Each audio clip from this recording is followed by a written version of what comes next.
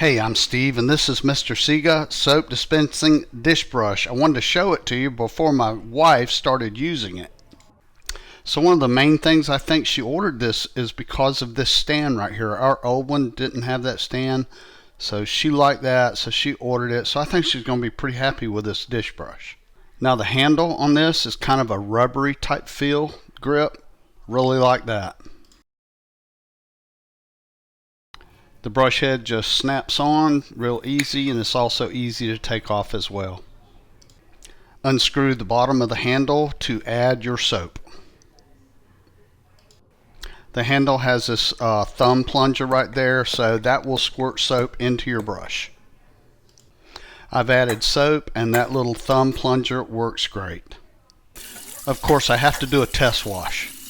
Cannot show you this video without a test wash, and it works perfect. So if you're looking at this Mr. Siga soap dish brush, I hope you found my video helpful.